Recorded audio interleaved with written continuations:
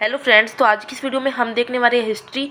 मैंने आपको बताया था प्री और मेंस दोनों की तैयारी आपको साथ साथ करनी है। मेंस एग्जाम की तैयारी करोगे तो प्री खुद निकल जाएगा।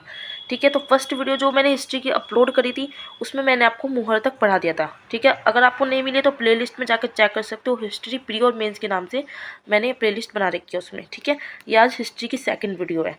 फर्स्ट वीडियो में मैंने आपको मुहर तक करा दिया था। अब देख लेते हैं थोड़ा सा पहले कि मैंने आपको क्या क्या बताया था। तो मैंने बताया था इतिहास लेखन की परंपरा जो साम्राज्यवादी, राष्ट्रवादी, मार्क्सवादी थी। ठीक है, उसके बाद हमने इतिहास लेखन के स्रोत पढ़े थे जिसमें आपके प्रागैतिहासिक काल, आद्य ऐतिहासिक काल आया था। तो उसके बारे में हमने थोड़ी सी चर्चा की थी। उसके बाद हम आ गए थे स्रोत पर जिसमें आपके पुरातात्विक स्रोत और साहित्यिक स्रोत थे। तो हम पुरातात्विक स्रोत की बात कर रहे थे जिसमें मैंने आपको अभिलेख, सिक्का, मुहर बता दिया था। आज हम जो चर्चा करेंगे मिट्टी के बर्तन, आभूषण वस्तु, इमारतें, स्मारक और साहित्यिक स्रोत क्या है ये सब देखेंगे। ठीक है, तो मैंने आपको जैसे बताया अभिलेख के बारे में सब कुछ बता दिया था। फर्स्ट वीडियो में आप जाकर देख सकते हो अगर आपने नहीं देखी है तो। और सिक्के के बारे में देख लिया तो हमने मिट्टी के बर्तन भी देख लेते, मुहर भी देख ली थी। तो आज हम देखेंगे स्मारक तथा इमारत से। ठीक है, तो स्मारक और इमारतें ये क्या है आपके, ये आपके पुरातात्विक स्रोत है। इसके अंदर उस काल की स्थापत्य शैली तथा शासकों की आर्थिक स्थिति की जानकारी मिलती है। इनके माध्यम से क्या होता है, समकालीन सभ्यता के साथ तुलनात्मक अध्ययन किया जाता है। इस स्थापत्य के माध्यम से तत्कालीन मौजूद वस्तुओं जिसका प्रयोग कर इमारतें बनाई जाती थी उनकी जानकारी मिलती है। कुछ अन्य वस्तुएं जैसे ईंट, आभूषण की वस्तुएं, इनके माध्यम से भी इतिहास की जानकारी मिलती है। ठीक है, तो ये आपके हो जाते हैं पुरातात्विक स्रोत कंप्लीट। अब बात करते हैं हम साहित्यिक स्रोत की।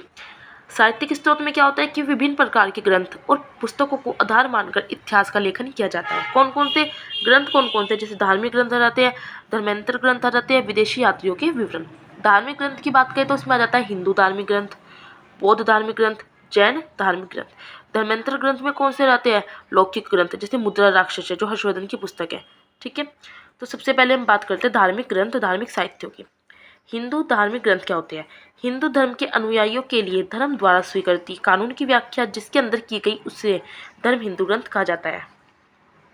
अब एक होता है आपका, एक वर्ड आता है श्रुति, अनुश्रुति। श्रुति मतलब क्या होता है, सुनना, कि आपने कोई बात सुनी है। अनुश्रुति मतलब क्या होता है कि किसी बात को आप सुन के उसकी नकल कर रहे हो तो उसका अनुकरण कर सुनाना, उसे कहते हैं अनुश्रुति।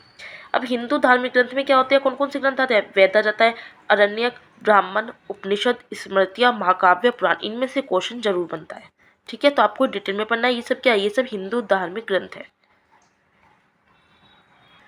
सबसे पहले बात करते हैं वेद की। तो संस्कृत भाषा के शब्द विद से बना जिसका अर्थ क्या है, ज्ञान है।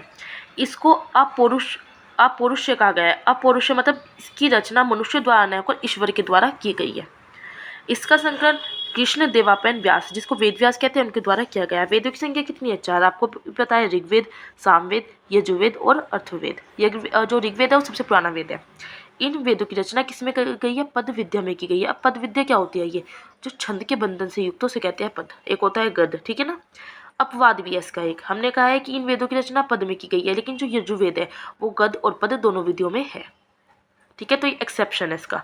वेदों से संबंधित कुछ महत्वपूर्ण तथ्य जो पूछे जाते हैं कि वेदों में सबसे प्राचीन ऋग्वेद है। वेदों में सामाजिक, आर्थिक, धार्मिक जानकारी प्राप्त होती है। वेदों में राजनीतिक इतिहास को लेकर अधिक जानकारी नहीं मिलती। वेदों में उस समय के प्रमुख शब्दावली, सामाजिक नियम, देवी देवताओं का उल्लेख, पूजा पद्धति आदि की जानकारी दी गई है। ब्राह्मण ग्रंथ जो है 2 शब्दों से मिलकर बना होता है। हमारा वेद हो जाता है, उसके बाद आ जाता है ब्राह्मण ग्रंथ। 2 शब्दों से मिलकर बना है, एक तो ब्रह्मा से और एक यज्ञ से। ब्रह्म का मतलब क्या होता है, इसका मतलब होता है यज्ञ करना, यज्ञ। ज्ञान का मतलब होता है व्यवस्था, मतलब ऐसा ग्रंथ जो यज्ञ व्यवस्था को परिभाषित करता है उसे क्या कहते हैं, ब्राह्मण ग्रंथ। ब्राह्मण ग्रंथ को वेदों का परिशिष्ट माना गया है। ठीक है, अब इसमें जानकारी क्या मिलती है कि राजा परीक्षित के काल से लेकर हर एक वंश के शासक बिंबिसार तक के काल का इतिहास इसमें है। भागवत कथा होती है जो 7 दिन की होती है। ये राजा परीक्षित के दादा अर्जुन की कथा है। ये छोटे छोटे फैक्ट ऐसे होते हैं ना, लिख रखे मैंने कि याद, जब एग्जाम में क्वेश्चन आते हैं तो यहीं से बनते हैं और एकदम से याद हो जाता है कि हमने वो पढ़ा था। नेक्स्ट हिंदू धार्मिक ग्रंथ आता है अरण्य। अरण्य का मतलब आपको सबको पता है क्या होता है, वन होता है, अर्थात ऋषियों के द्वारा वनों में जिन ग्रंथों की रचना की गई उसे अरण्य कहा जाता है। अरण्य को गूढ़ ग्रंथ भी कहा जाता है, उसे रहस्य ग्रंथ भी कहते हैं। वेदों के ज्ञान तथा दर्शन को जिस ग्रंथ से परिभाषित किया गया उसे अरण्य कहा जाता है। यही कारण है कि प्रसिद्ध हिंदू महाकाव्य कौन सा, महाभारत। ठीक है, महाभारत में अरण्यक को वेदों का नवनीत कहा गया है। नवनीत का मतलब क्या होता है? मक्खन। अगला आ जाता है उपनिषद। उपनिषद का शाब्दिक अर्थ क्या है? कि गुरु के समीप बैठकर ज्ञान लेना, ज्ञान प्राप्त करना। यह भारतीय दर्शन शास्त्र का प्राचीनतम ग्रंथ है। इस ग्रंथ से भारतीय तर्कशास्त्र के विषय में जानकारी मिलती है। एक नोट लिखना है कि उपनिषदों के लिए वेदांत, वेद और वेदांत दोनों अलग अलग है। ठीक है, वेदांत शब्द का प्रयोग किया गया है, मतलब यहीं पर वेदों का अंत माना गया है। महाकाव्य की बात करते हैं। भारतीय हिंदू धर्म में दो महत्वपूर्ण महाकाव्य की रचना की गई है, एक तो महाभारत की और रामायण की। ये समकालीन इतिहास के साथ साथ उस समय की रहन सहन और सामाजिक व्यवस्था को भी दिखाती है, महाभारत और रामायण जो महाकाव्य है हमारे। रामायण की बात करते हैं। भगवान राम के जीवन पर आधारित ग्रंथ। इसकी रचना महर्षि वाल्मीकि के द्वारा संस्कृत भाषा में की गई थी। इसके अध्याय को कांड कहते हैं। कांड मतलब चैप्टर्स। ठीक है, कुल कितने कांड? 7 कांड। पहले आ जाता है बाल कांड, फिर अयोध्या कांड, अरण्य कांड, किष्किंधा कांड, सुंदर कांड, लंका कांड जिसको युद्ध कांड भी कहते हैं, और फिर उत्तर कांड। काव्य और महाकाव्य में क्या अंतर होता है? महाकाव्य क्या होता है आपको मैंने बता दिया। महाकाव्य पर महाकाव्य होता क्या है कि जब किसी के बचपन से लेकर उसकी मृत्यु तक की कहानी को बताया जाता है। रामायण में क्या है? भगवान राम का बचपन से लेकर उनके एंड तक सब चीज़ बताया गया है, तो रामायण क्या है? महाकाव्य। और जब किसी पर्टिकुलर टाइम पीरियड के बारे में बताया जाता है उसको कहते हैं काव्य। अब मैं कहूँ राम जी के बालकांड के बारे में बताऊँ, सिर्फ बालकांड के बारे में, तो वो क्या है? वो एक आपका काव्य हो जाएगा कि किसी एक पर्टिकुलर चीज़ को लेकर उसके बारे में बताना, और पूरी जीवनी को विस्तार से बताना, वो आपका महाकाव्य हो जाता है। अब रामायण से जुड़े महत्वपूर्ण तथ्य कुछ। यह पद विद्या में लिखा गया। प्रारंभ में इस ग्रंथ में कितने थे? 6000 श्लोक थे, बाद में 24,000 हो गए। रामायण में कुछ अन्य श्लोकों के बाद में जोड़ दिया गया। कुछ श्लोक को जब बाद में जोड़ दिया जाता है उन्हें कहते हैं श्रेपक। श्रेपक का अर्थ क्या होता है? कि बाद में कोई चीज़ जोड़ देनी। वर्तमान में श्लोक की संख्या कितनी है? 24,000 है, क्योंकि शुरू में 6 थे, बाद में जोड़ दिए गए। रामायण का अनुवाद। इसका अनुवाद अलग अलग समय तथा मतों के आधार पर किया गया। बौद्ध धर्म जैसे इस पुस्तक को इस धर्म में दशरथ जातक के नाम से जाना जाता है। पौमचरित। जैन धर्म का रामायण कहा जाता है पौमचरित को। पूछा जा सकता है पौमचरित क्या है? तो जैन धर्म की रामायण। रामास्वामी पेरियार के द्वारा सच्ची रामायण लिखी गई। तमिल कवि कम्बन के द्वारा ई रामावतारम लिखा गया। कृतिदास के द्वारा बगला रामायण लिखा गया। आगे आ जाते हैं मुगल काल में इसका अनुवाद फारसी में कराया गया था। किसका? रामायण का। अब्दुल कादिर बदायूनी ने अकबर के काल में रामायण का अनुवाद फारसी में किया। किसका? रामायण का। याद रखनी है बात। इब्न हरकरन ने शाहजहाँ के समय रामायण की फारसी में भी अनुवाद किया था। अब आ जाता है दूसरा महाकाव्य जो महाभारत है। ये विश्व का सबसे बड़ा महाकाव्य है। इसके रचनाकार को लेकर इतिहासकारों में विवाद है कि महाभारत का रचयिता कौन था, किसने लिखी। अगर हम ऐतिहासिक साक्ष्यों के आधार पर देखें तो महाभारत के जो रचयिता है वो वेदव्यास है, लेकिन धार्मिक विश्वास और मान्यता के अनुसार भगवान गणेश को महाभारत का रचयिता माना जाता है। पूछा जा सकता है कि धार्मिक विश्वास के अनुसार जो महाभारत का रचयिता कौन है? आप तो लगा दो कि वेदव्यास ही है, लेकिन भगवान गणेश को माना जाता है। महाभारत से संबंधित कुछ इंपॉर्टेंट फैक्ट्स थे कि महाभारत को प्राचीन काल में विश्व का ज्ञान कोश कहा जाता था। इसका प्रारंभिक नाम सबको पता है, जहाँ संहिता। ये तो पूछा भी गया एग्जाम में कई बार। प्रारंभ में इसमें केवल कितने श्लोक थे? 8800 श्लोक थे, 8800। बाद में श्रेपक मतलब बाद में जोड़ा गया अंश, उसको कहते हैं श्रेपक। बाद में श्रेपक जोड़कर कितने हो गए? 1,00,000 श्लोक हो गए। अब बात करते हैं हम पुराण की। पुराण पे जाते हैं। इनकी रचना लोमहर्ष ने की थी और वेदव्यास, दोनों का कहीं कहीं अलग बताते हैं जैसे। ठीक है, इनके द्वारा की गई। इनकी कुल संख्या कितनी है? पुराणों की संख्या 18 है। पुराणों के माध्यम से शिशुनाग वंश से लेकर गुप्त काल तक की जानकारी मिलती है। पुराणों से संबंधित कुछ महत्वपूर्ण फैक्ट्स है।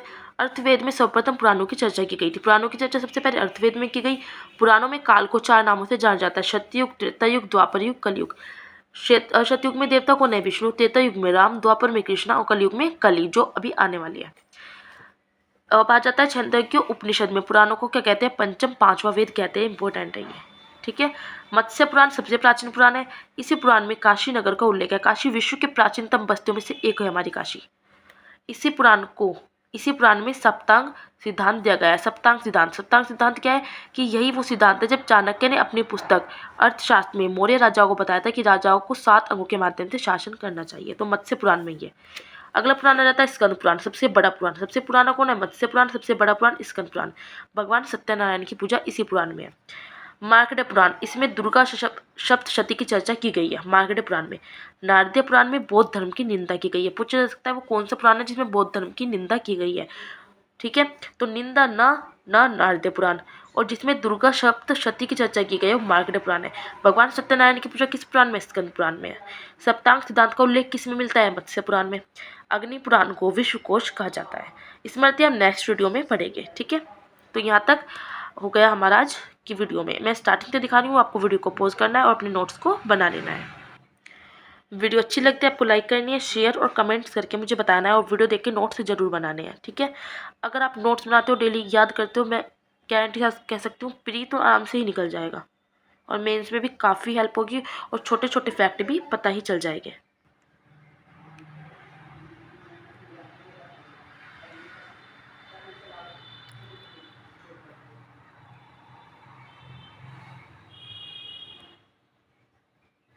वेद भी बता दिया मैंने, अरण्यक भी, ब्राह्मण भी, उपनिषद भी, महाकाव्य, पुरानी स्मृतियाँ बताया, वो नेक्स्ट वीडियो में हम डिस्कस कर लेंगे।